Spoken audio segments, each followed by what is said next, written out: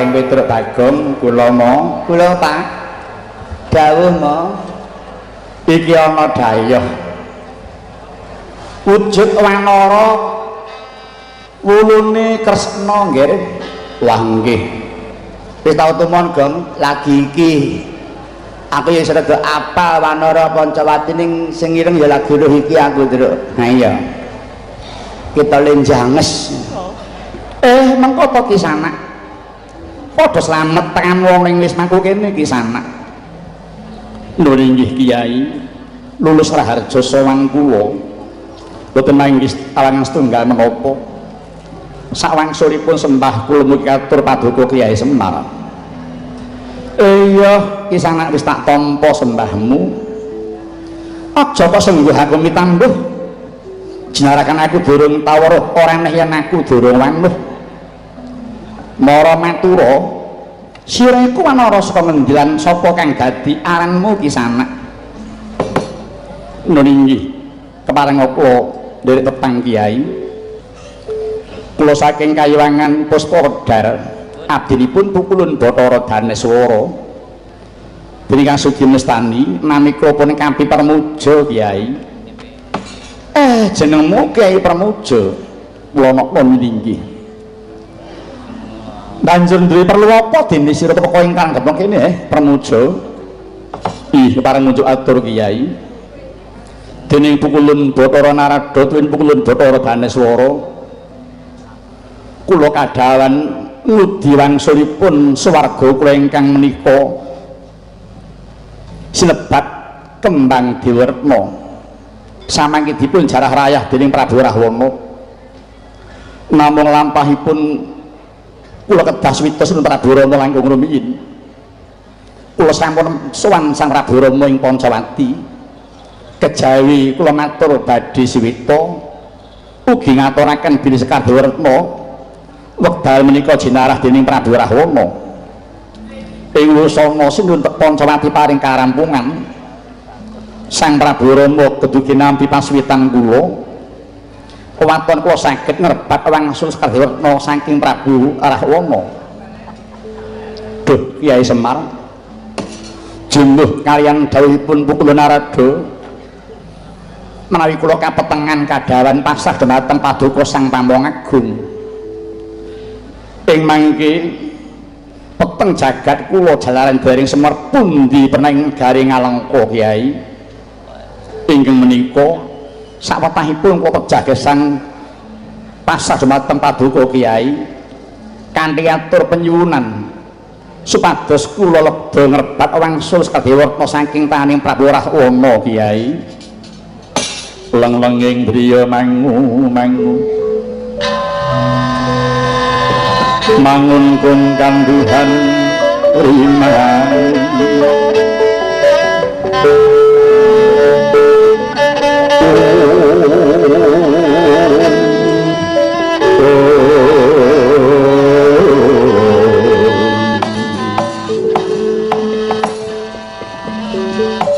Kampi Permuja aturmu wis tak tampa semendang ora karempit kanthi Kembang Dewarna pengepesaning Balawanara diga dening Rahwana aku uga melu prihatin Permuja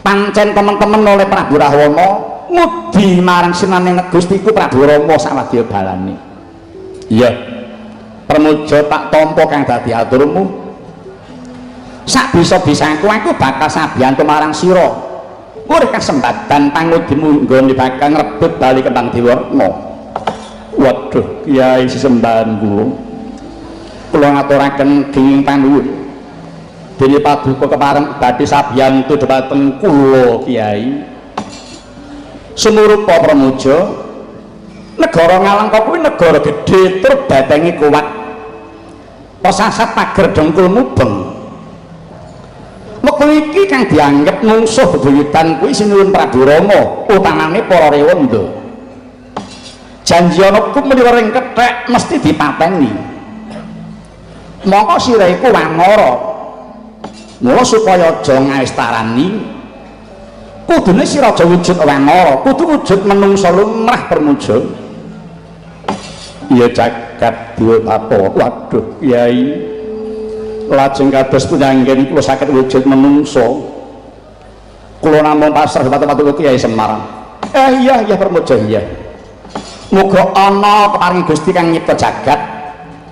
Saya tak suwunake marang pangeran supaya bisa wujud menungso kanthi tak puja dina iki. Mongso bareng Kyai. Tansah marapan luring sok semong sinuk maya winahya ing ngasapi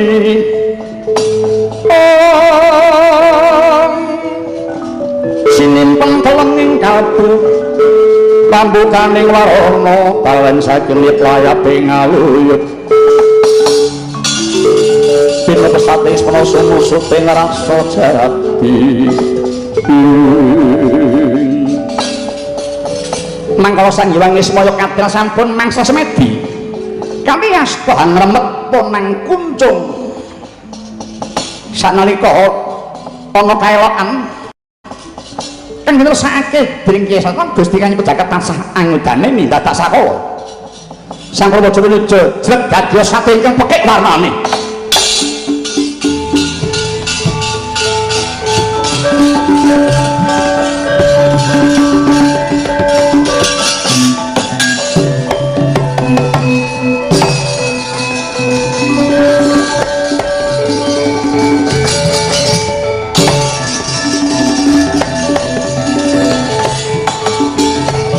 Gunjang kancing langit kelap-kelap katon lirikin sanging sang maweh gandrung sabarang kabulukir moyak mayik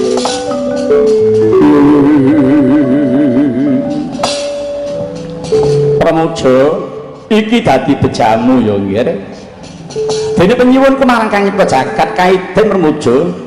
Waduh pepulun kula ngaturaken genging panuwun dene kula sampun saged wujud kados mekaten lantaran saking paduka Kyai Semar. Iya padha-padha. Wah, bapak ampuh ya, Truk. Ki mau rewa dadi puja dadi manungsa bagus. Waduh. Jan kakekne metu dayane ya, Gong. Ngremet kuncung nyuwun karo Gusti kok dikeparengake jleb dadi satriya bagus. Jan mengin-mengini. Lah iya bapak ki dandane anake wong ki apik lho. Anake dhewe teng celoneh. Surambet jaji. Mbak aku dipuja ta, Pak? Malah iso rasah. Narima ing pandum. Aku bagus to, Pak. Aku tak ngarah putri meneh, Pak. Aduh, putri ngendi? Aku meri karo sing gampang cekae. Kudu entuk ra ketang cah ngendi. Serasa gandeng kowe wis wujud bagus maka lantaran tak puja mula wektu iki sira kekasih Bambang Pujadewa ya nggih kula ninggih ngestakaken dawuh kula namipun Bambang Pujadewa.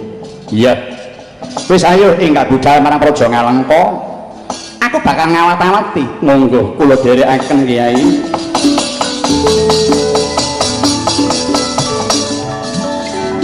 Leng-lenging priya mangu-mangu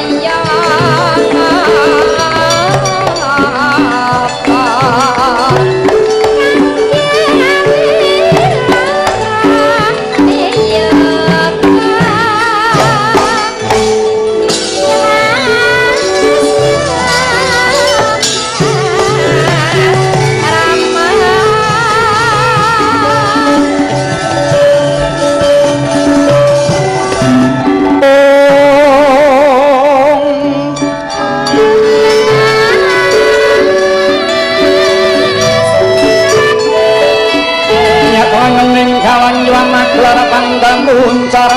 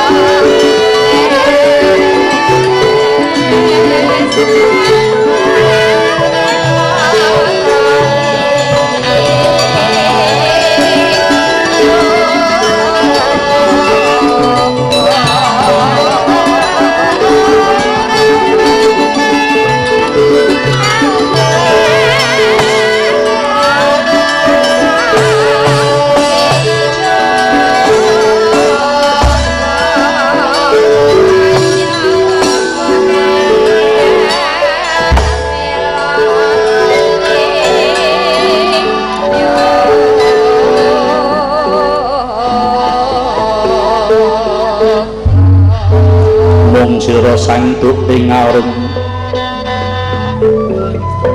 dene mamanus ambal dermring kang cipta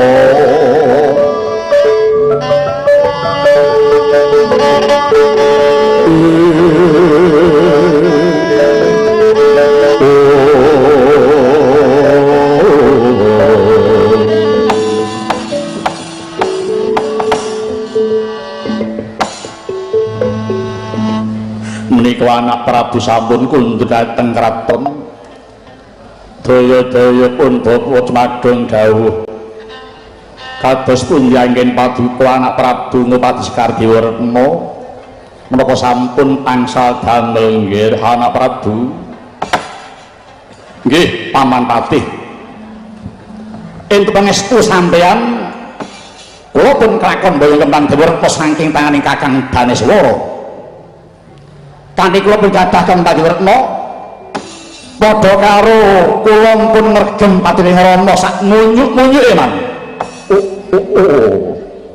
Inggih nggih anak Prabu. Nderek bingah syukur dene Kang Raka Bathara Daneswara sabiyantu dhateng anak Prabu. Ketitik kersa maringaken Sekardiwarna dhateng paduka anak Prabu. Diwenehke pripun? Angsang paniki kula rewangi adu otot kalih Kakang Daneswara. Ampun korbat pangeh kuang sadamel.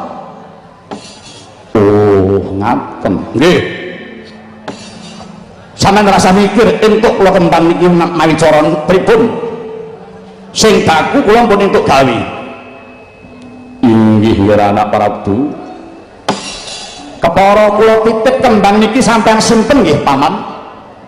Mang simpen sing printen ampun to sing menungso napa buta godhong kayu mawon pisan ora kena ngerti yen sampean kulitipi kembang Dewarna niki mekaten nggih mila kembang niki sampean gawa teng kepatihan mriku sebab yang kula sing gawa mesti konangan kalih Rama sawadya balane jalaran wedhus Gunawan mesti kandha kalih Rama yen kula gawa Dewarna.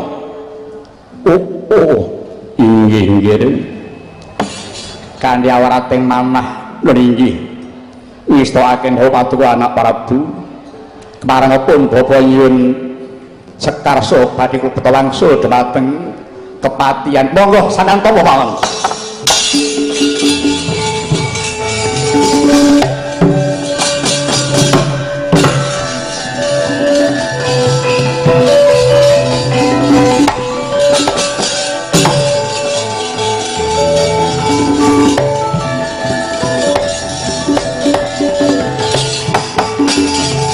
Gunjang kang sing langit kelap-kelap atom lirikin sanging sang mawet tandrum sabarang kau tulu ukir moyak mayik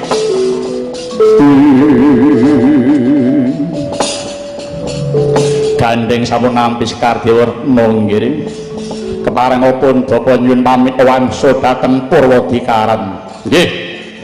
Duga-duga digawa ngati-ati aja nganti lali. Wanti-wanti weling kula. Kembang niki sampun ngantos ical.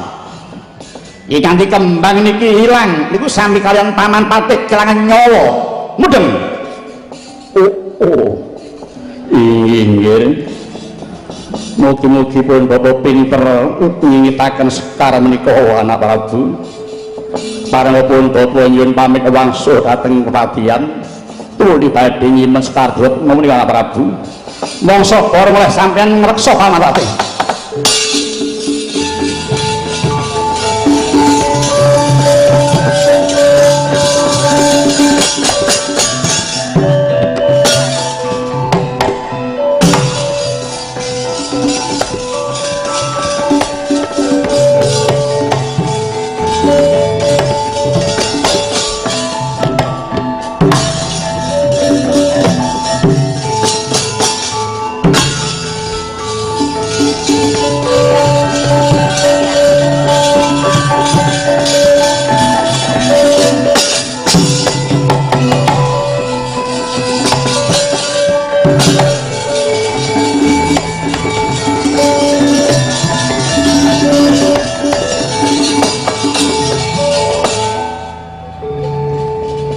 Tugu bocah bagus mega nanda sumusu marang laku mriki Eyang ana apa nggih. Eyang Patih kula sanget welas dhumateng Eyang Patih sampun sepuh kadawan ngasta Sekar Dewarna kadawan nyimpen ing menika Gandeng Rama sampun paring dawuh icaling Sekar sami kali ical nyawanipun Eyang Patih. Mbok inggih Eyang so maringaken Sekar Dewarna dhumateng paduka anak Prabu. Diwenehke pripun? Angsal paniki kula rewangi adu otot kalih Kakang Daneswara. Ampun korbat pangeh kuangsa damel. Oh, ngaten. Nggih. Sampeyan ngrasa mikir entuk kula kembang niki mawi cara pripun? Sing baku kula pun entuk gawe. Inggih anak Prabu. Kepara kula titip kembang niki sampeyan simpen nggih Paman. Mang simpen sing primpen. Ampun to sing menungsa apa buta. Godhong kayu mawon pisan ora kena ngerti yen sampeyan kulitipi kembang Dewarna niki. Mekaten nggih. Mila kembang niki sampeyan gawa teng kepatihan mriku. Sebab yang kula sing gawa mesti konangan kalih Rama sawadya balane. Jalaran wedhus Gunawan mesti kandha kalih Rama yen kula gawa Dewarna. Inggih. Kanthi awarating manah nggih ngistakaken paduka anak Prabu. Keparengipun bapa nyuwun Sekar so badhe kula wangsul dhumateng kepatihan. Monggo sanantama mawon.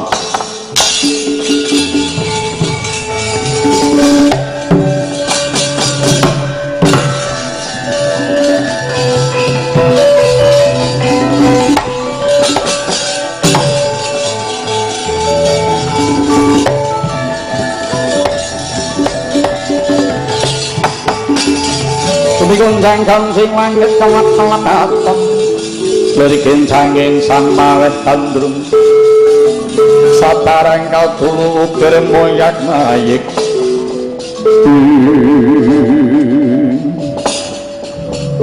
Gandeng sampun nampi Sekar Dewarna nggih. Keparengipun bapa nyuwun pamit wangsul dhateng Purwadikaran. Nggih. Duga-duga digawa ngati-ati aja nganti lali. Wanti-wanti weling kula kembang niki sampun ngantos ical. Kanthi kembang niki ilang niku sami kalian Paman Patih kelangan nyawa. Mudeng. Inggih. Mugi-mugi pun Bapak pinter ngingitaken Sekar menika anak Prabu. Parengipun Bapak nyuwun pamit wangsul dhateng kepatihan. Tuli badhe nyimen Sekar Dewarna menika anak Prabu. Mongso para mulih sampeyan ngreksa Paman Patih.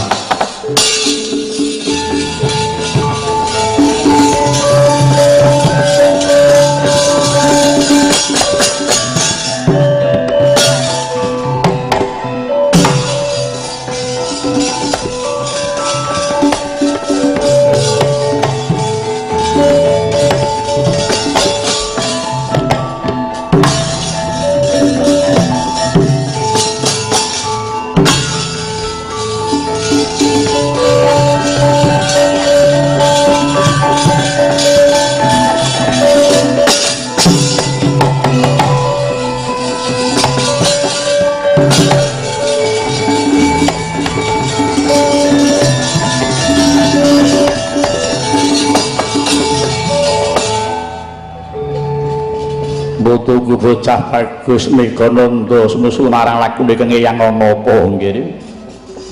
Eyang Patih kula sanget welas dhumateng Eyang Patih sampun sepuh kadawan ngasta Sekar Dewerta kadawan nyimpen ing menika Ganing Rama sampun paring dawuh icaling Sekar sami kaliyan ical nyawanipun Eyang Patih. Mbok inggih Eyang kepareng Sekar klebetanipun kemawon kula tasih mudha tasih jangkep ingetan kula Eyang. Wis inggih raja.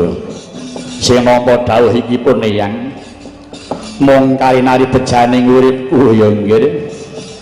Yen pancen Gusti sing paringake aku sing momong marang anak putu tak kira ora bakal kewan aku nyimpen kembang Dewarna.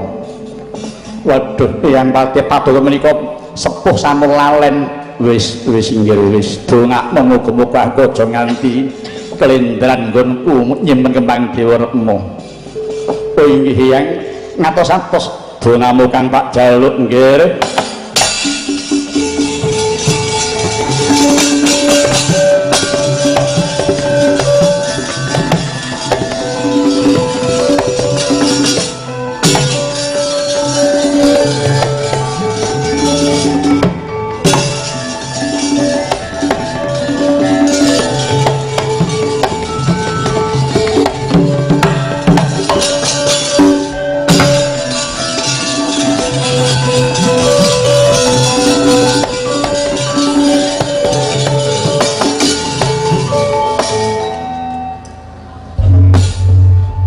Ing Palwapindo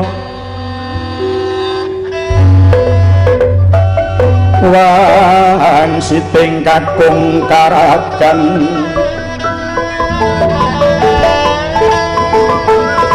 panjrah sabdaning sapa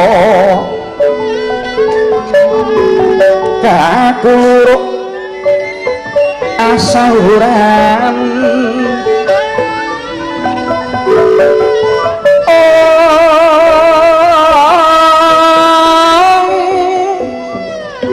samono paneh rahino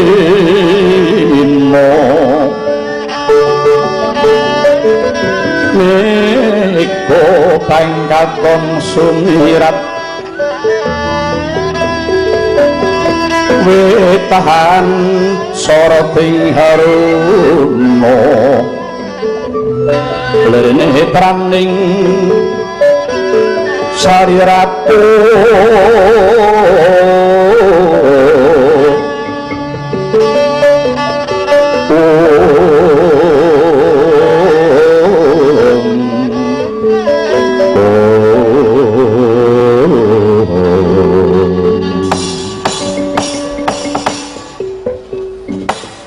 lumampah kuyandungan Sang Patih Prahasta semedya kundur marang Danuwargan Purwadikaran siniget kang lumampah digendha kang minus emake datang kadya ing dalem kematian ninggih Sang Nyai Patih pintak lenggah ketingal swara bang-bang wetan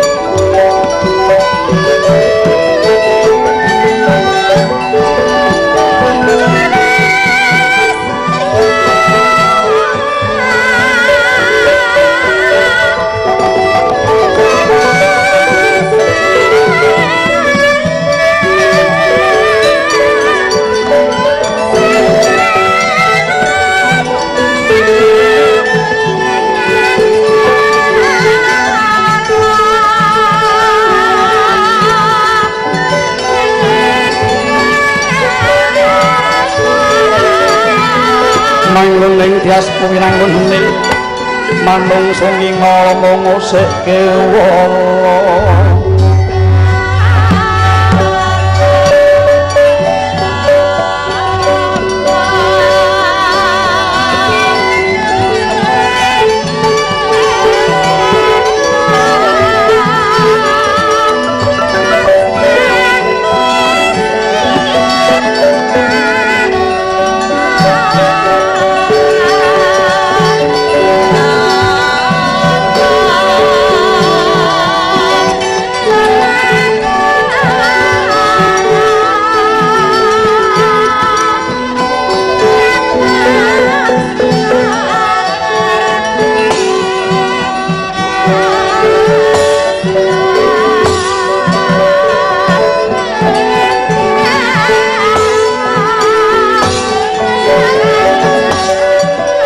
hamung peningin cipta cahya yang rawing kanedeng dadari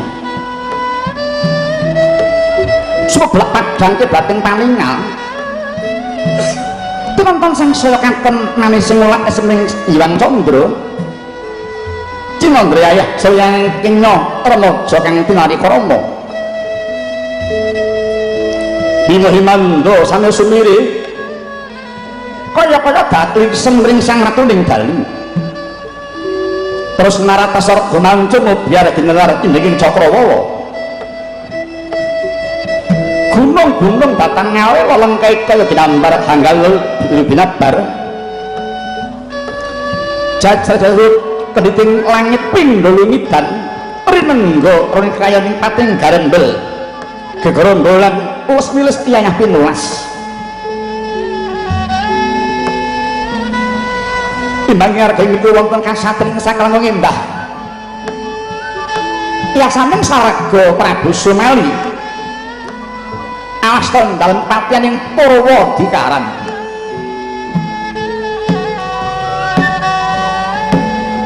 tenging mendapi wonten manuk antara dina kejuwitaning kepatian aning menika garawaning Pati Prahasta sesilih Dewi Suweni pinarak lenggah sineba sangga para mban ing batas tangan tuwati temulipun Pati Prahasta kaiden marang kang hanyipta jagat tentu sampun keparang rawuh kondur marang ingkang saking Purwadikaran inggih Pati Prahasta manjing pendapi kadodo sang Dewi Suweni sidra nyembah sesedoan anglengaken dhateng kang Raka Pati Prahasta Nasmeng Pardaya sang Pati Prahasta kemuningane dhateng kang Garo Dewi Suweni ing tuhu bekti dhateng kakung teka mangkono kuwi jeneng ngatur sang Dewi Suweni kunjuk dhateng Raka Pati Prahasta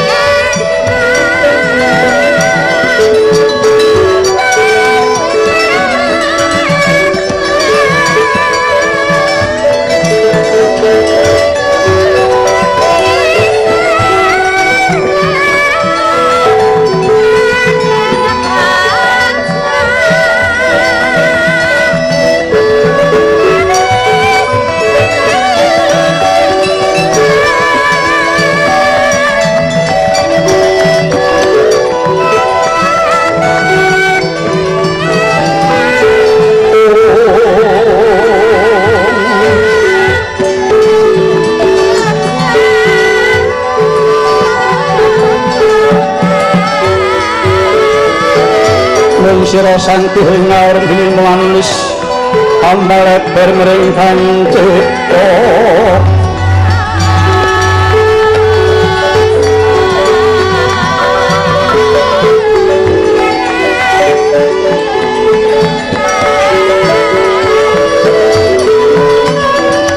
sumrambah weh prenti promosetyas manapun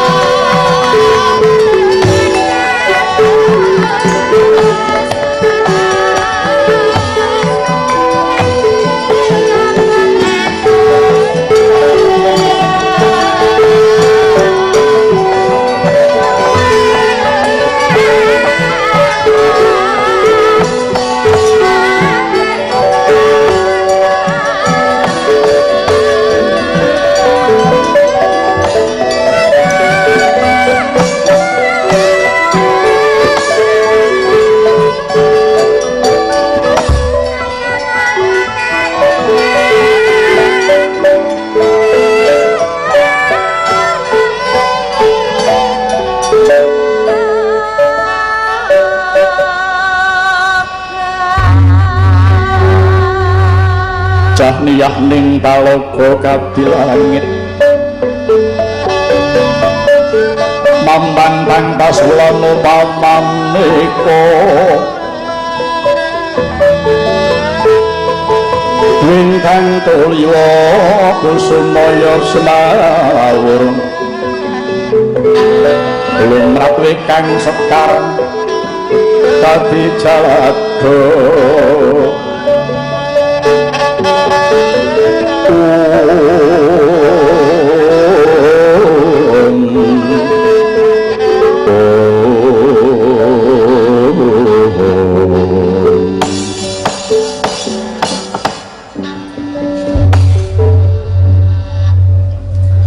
menika Raden Patih sampun kundur.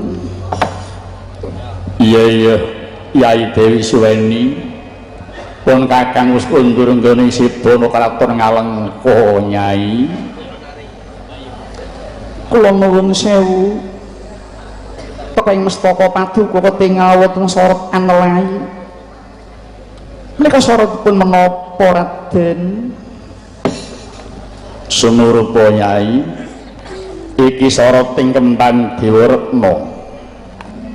Kembang iki saka anak Prabu Rahwana dititipake marang pun kakang supaya disingitake utawa ditapanake ana ing dalem kepatihan Purwadikaran pamrih ben ora disemurupi sapa wae jalaran kembang iki saka adoh pinanggani yaiku saka ing kayangan Puspawedar. Nuwun sewu Raden Patih. Sabab menapa mboten dipun papanaken wonten Kraton Ngalengka kemawon to Raden? Kraton Ngalengka akeh kang padha sabda. Kaya ta para putrane anak Prabu Rahwana. Monggo yen para putra weruh kembang kang endahe ora ana sing madani. Ora urung kewetu tembunge bakal nyuwun kembang iki. Monggo anak Prabu wis paring dawuh sapa wae ora kena nyumurupi kembang iki sakliyane pun kakang lawan Suryai Suweni.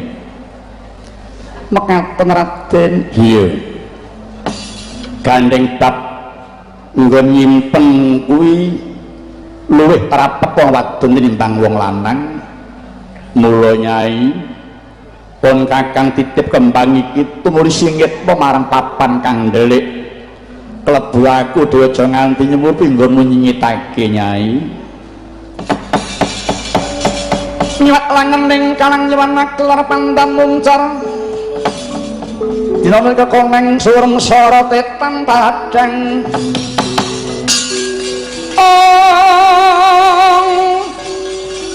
kasolan pajaring purnameng kekono dasare mangsa kapito dimohana wenging ujung amsala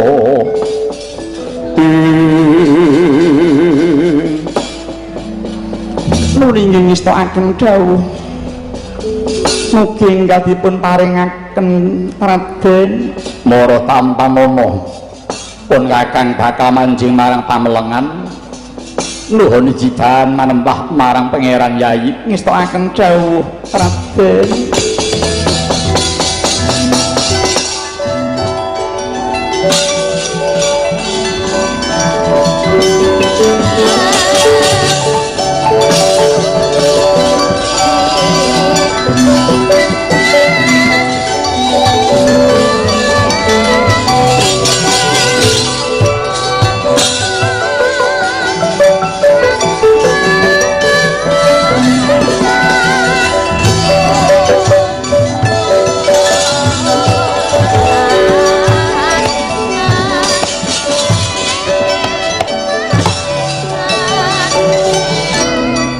Mben kula wonten dawuh lan bocah mben kula wonten dawuh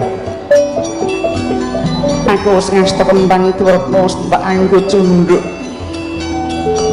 ora bakal tak papanke marang papan liya aja nganti kembang pisah lawan aku mau bakal tak nggo cunduk ing selawase piye inggih semangga Gusti Putri wanti-wantuling kumarang sira sekloro aja nganti bab iki kawruang dening liyane sira wong loro iki sabab iki gawat Nyai oh inggih kula badhe kende boten badhe sabawa dumateng tiyang sanes nggih kula iki badhe nderek ngreksa Gusti Putri sampun ngantos kawulingan dhateng sanes aku bakal manjinging papreman piyemban monggo kula dherekaken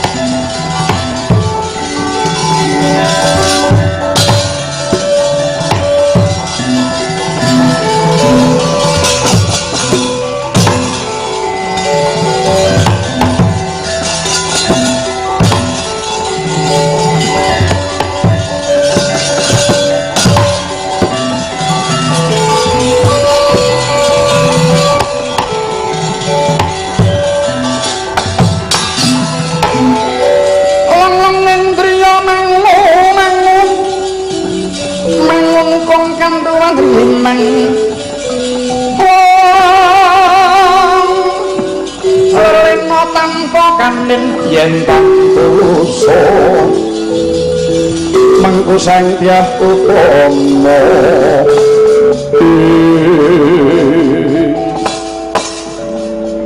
Bambang Pujadewa iki wis teko laladan negara Ngalengka inggih Kyai gandeng sira iku darbe kaluwihan nggon panggondo Mbara coba empakno panggandanmu wektu iki kembange mawa ngendi wistakaken dawuh Kyai kadang padha waranten becik bisa ngendemo harus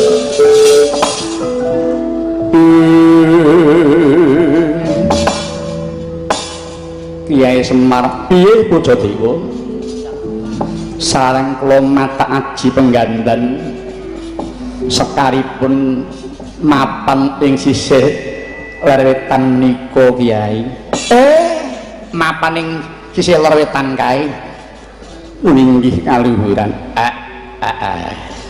kae jenenge kasatriyan Purwadikaran kuwi daleme Raden Pantih Prahasta yen ngono sira kudu bisa manji kedaton kasatriyan kono ya mung kudu nganti-anti Pujadewa lakumu aja nganti disemurupi marang sapa wae mekaten iya ninggih sepados mboten kesumerpan tiyang sanes kebah kados pundi kula pasrah dumateng paduka Kyai mengkono inggih ya gandeng pager betenge dhuwur kudu diwiradati ayo tur sak lakuku monggo Kyai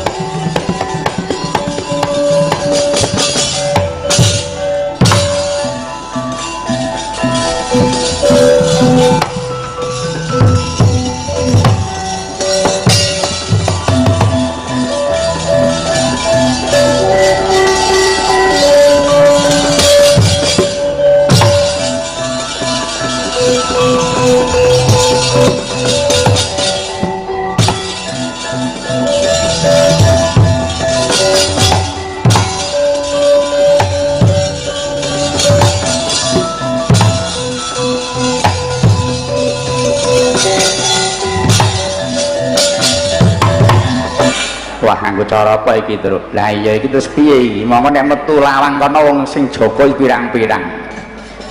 Kok mlibate wong liya, wah, ketok gulune tenang ya, Gong. Lah iya iki malah kebetan dalan iki, Truk. Ha iya. Wis aja padha kuwatir. Muga Gusti ngijabahi. Tak grayang betengi mendhako dina iki.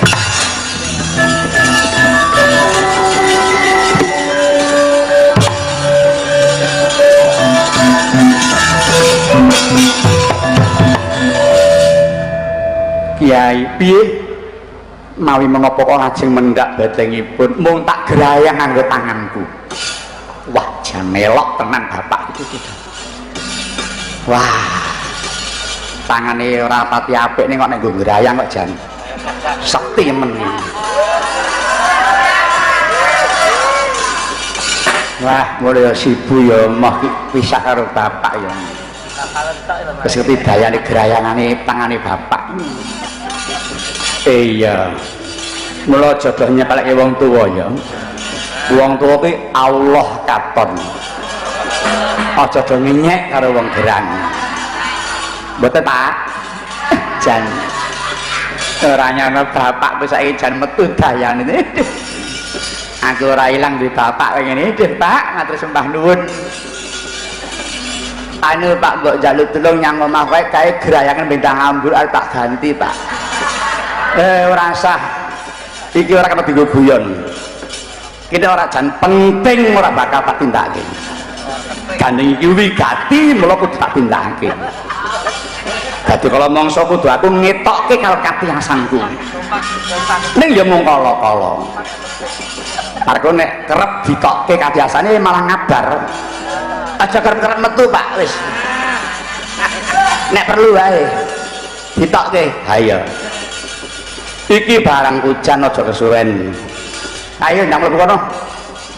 Nyuwun pangestu sing ati-ati ya ninggi. Kene sadurunge kowe mlebu menyang kedaton, kowe arep tak paringi sumbaga dhisik. Dipun sumbaga iya. Dayane sumbaga saka aku, sapa ora kowe mesti gandrunge, mesti kepencute. Nek wong lanang metu welas asihe. Ngestokaken dawuh. Kene. Tak paringi sumbaga karepen kowe iki ditresnani wong akeh nuninggi. Bismillahirrahmanirrahim. Rabbana atina fid dunya hasanah. Saku jagat Kang. Kuwi permulaan cerewet. Masak duduk. Wis ngantos teles. Sing apa ya teles ngono kuwi? Nek ora teles ora apik. Nggih, wis kono mangkat to. Mun pangestu ya sing ati-ati ya. Nggih. Kudu bisa mboyong kembange ya, Gus. Inggih. Apa njuk sumbaga, Pak? Nggo apa? Bojoku ben ora muring karo aku. Aku iki seprene aku karo wedok ora dilurui kok, Pak. Lah sebabnya apa? Nggo. Iki lagi pre 5 dina bojoku orang lurui aku kok, Pak. Nek aku kerep mangkat kae karo bojoku ya diladeni apa-apa ya ditari. Bareng pre 5 dina ditari kok ora iki. Slumun selamat wis mangkat. Oh nggih, matur nuwun. Waduh. Bapak mandi capek.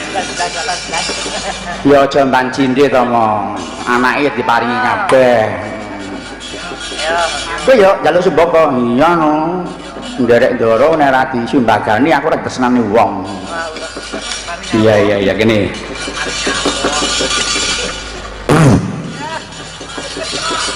Kok kental meni. Kowe metu kentelan iki ya. Deh. Nganti pliket. Kowe malah mandi. Cerewet bocah iki. Matur nuwun, semoga entuk gawe. Aku, Pak. Ora nek kowe ora. Baca ngono ta, Pak, Pak. Kowe iki njaluk disumbangake dienggo apa? Aku arep mulih ngetan. Supaya bojoku ora pisah karo aku piye ngono. Ndang mangkat toh, kok ndak celak mulih bebeke. Ora, aku njaluk sik to, Pak. Aku gak ono. Ora. Kowe ora sah. Ndang mangkat to kuwi barang pujan, kok ndak mulih meneh. Ora. Nek perlu ya tak penggoyang bapakne to. Pak, mbok tulung to, Pak. Tulung to, Pak. Ora. Lah wis piye kuwi? Kowe kudu keri. Keri nuwun. Ora iso kowe bakal tekan kedaton. Deloken. Pak. Batenge dhuwurne iki, Pak. Grayangan, Pak. Aku ngrayang wong sepisan. Pindho ora dadi. Mung pisan kuwi. Mulai aja suwe-suwe kuwi. Duh piye iki? Wah. Gek bateng wis pulih dhuwur neh. Truk tulung truk. Aku calonno tali truk. Ora kening tali kok. Memisake aku to truk, rombongan do melu kok aku keri dhewe. Aku ya rombonganmu lho truk. Ah, Bagong wis marake. Oh iki ning urung-urung banyu lho, Kang. Ning urung-urung banyu iki lho. Piye? Kowe metu nggon urung-urung iki lho. Lho iki lho, urung-urung lho iki lho. Wis metu kene. Wis kuwi. Ah, jan Pedro karo sedulur ya mikir tenan tibake. Ayo dicoba. Nek sedeng bacut sesak Bali. Oh iya. Piye, Kang? Sedeng, Bro. Ah, syukur wah bejamu. Ayo entar mangkat. Iya wah. Tuh sedeng. Bacut, Kang. Iya, wah. Lah, ayo. Ayo terus, Kang. Ayo. Terus. Piye? Iki piye, Terus? Lho, piye ta? Ndak sing mlebu bokonge ora mlebu iki. Oh, gegeden bokong kuwi. Lah iki piye? Nek sesak Bali. Bali ora iso iki, Truk. Piye iki? Bacut ora iso Bali ora iso. Oh, mah dienggo sumpel kono, Bang iki. Terus no, piye iki, Truk? Aku malah ora iso iki. Gong, iki wanci bangun lho. Iki nek tungguk-tungguk do mlaku weruh eneng bokong ning ngono dipapras pedang ilang.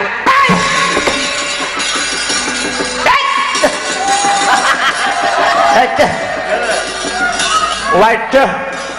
Lah Bagong ampuh. Wah, duwe aji sekarang jinggo. Sekarang jinggo matamu iki. Oh, pindah beset kok sekarang jinggo.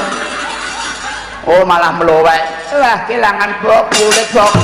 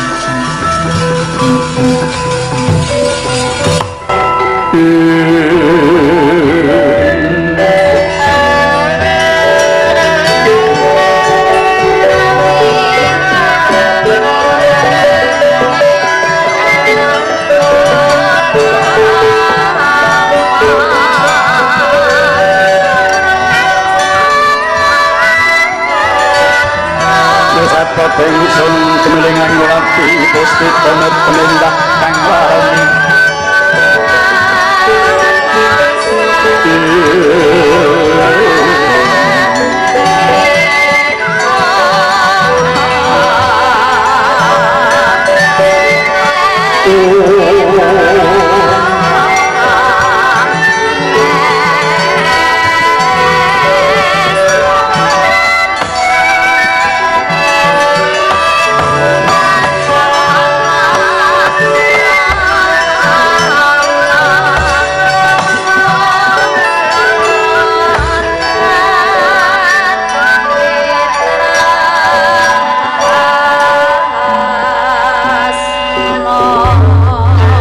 saking sunya tengah kula mlengeng arum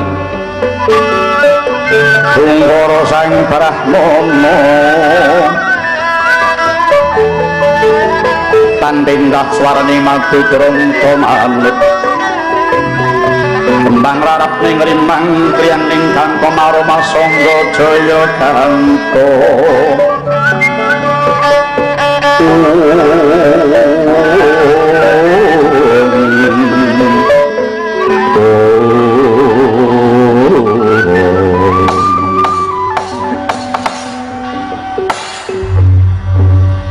Piyemban kula wonten dawuh iki teko nom-noman bagus temen katon cahya sumono sasat bisa madangi pasaryan kene Piyemban inggih Bapak satya kok baguse kaya dewa darat ya Nduk iya nggo ingon-ingon telu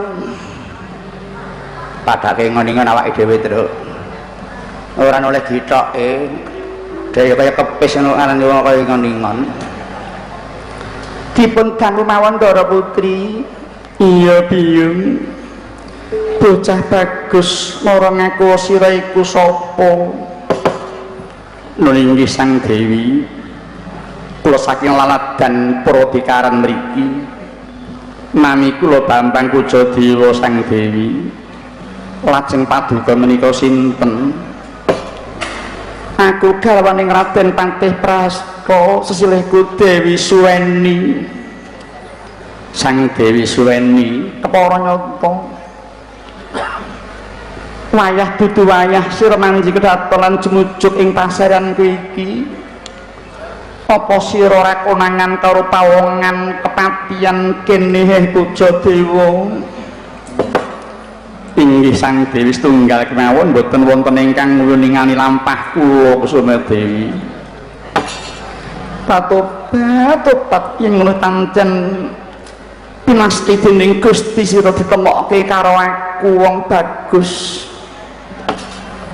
menika Gusti Patih Prasta wonten pundi Raden Patih lagi manungku puja brata manembah marang pangeran ing Sangkar Palanggatan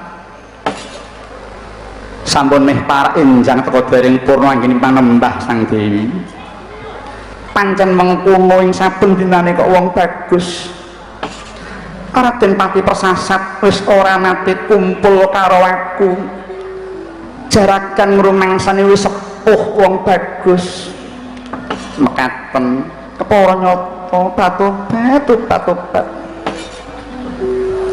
kok saya nyedak ya kamu mbuh sajae kok PDKT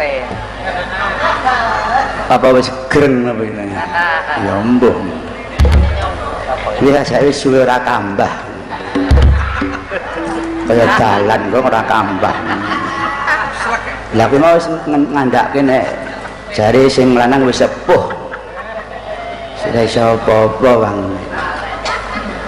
sajae ya kaya aku gulane dhuwur kuwi sapa Raden Patih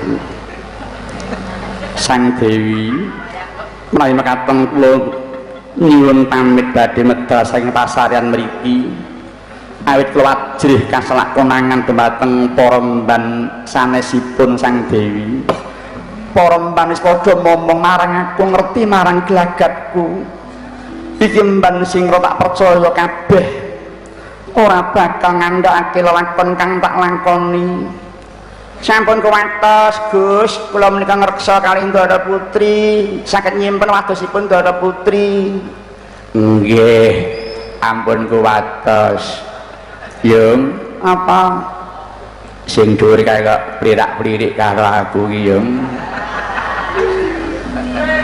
Gang apa kira-kira piye Gang kae kira-kira aku ngatasi ora Gang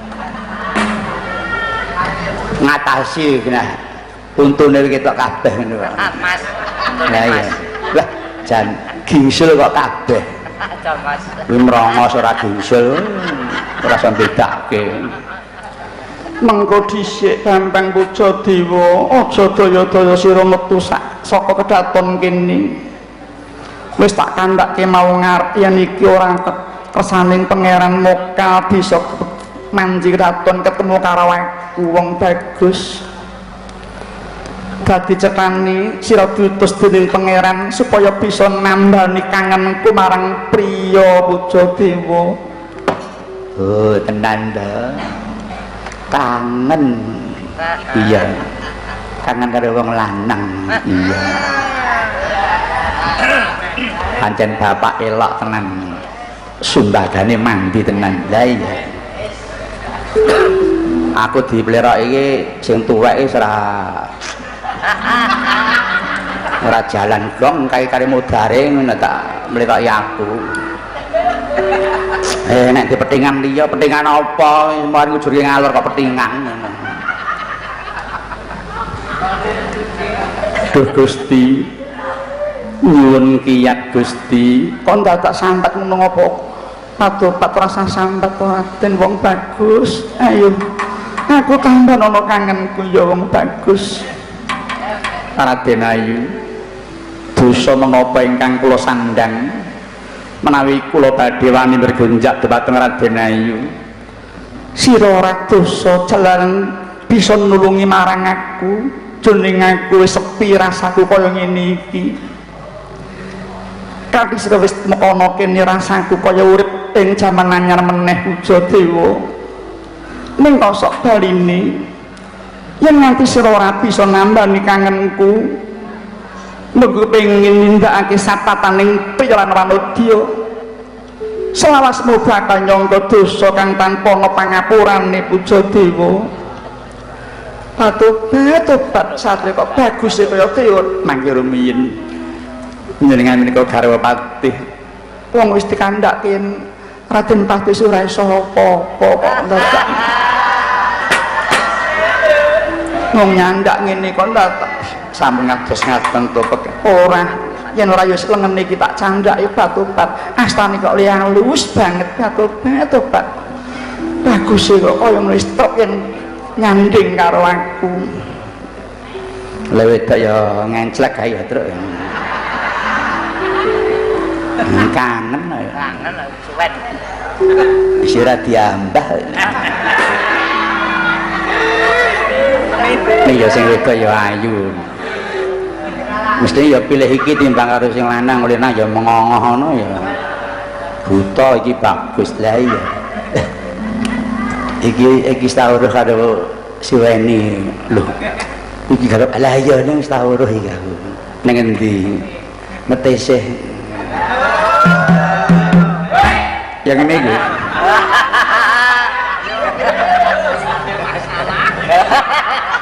neko iki ya ngangeni Gong iki disetel radio ya Gong cangkemmu jaganen aku iki mengandhake kok jago kan rembug ayo Raden selak ora kuat atiku ya mancing kok permangkene aku tambah ono kangenku ya Raden mangke rumiyin mang ora sandak ngenteni apa ya manji kedaton kene wah piye iki iki sing gawe masalah malah Bapak Semar kok bengi apa ora disumbagane ora ngene iki dadine dalane Sumbaga kok terus nganti sing wedok anting mentel ngono sampeyan sinten Mas Gareng oh Kang Gayeng Gareng kok Gayeng kula randa lho randa karepmu perawan karepmu Kang Gayeng ampun ngina kalih kula nggih Kang Gayeng sikeh ngopo kali jengkangke kok bukan polah kuwi yo ngapura wis kali modare kok tak ampun ngoten lho Kang Gayeng kula niki tuwa nika tuwa bondo lho yen sampean gelem rabi kula omah loji kali ngenggoni jaran teji kali numpaki jam tangan kali ngenggo kendaraan kali numpak piye reng lah nek ngene ya karuane ning iki ya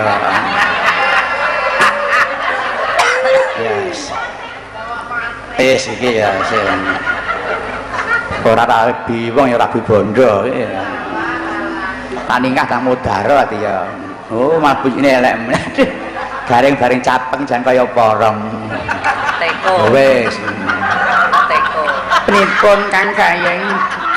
ya Kula nggih pun kangen lho Kang Gayeng. Kula nggih pun kangen lho Kang Gayeng. Sampeyan mang nambani kangen niku lho Kang Gayeng. gatel aku wis ora iso apa-apa nambani piye Mengke tak saged nek kalih kula. bisa ngopo kuwi Dik Pun to, kula niki telaten kok Kang Gayeng. Mengke kula mimi indok. wis sak pitike diuntal ora apa-apa ndok tok Ning saestu pun to sawah kula pinten-pinten hektar mang pek. Sampeyan iso nambani kangen kula saestu Kang Gayeng, Kang Gayeng.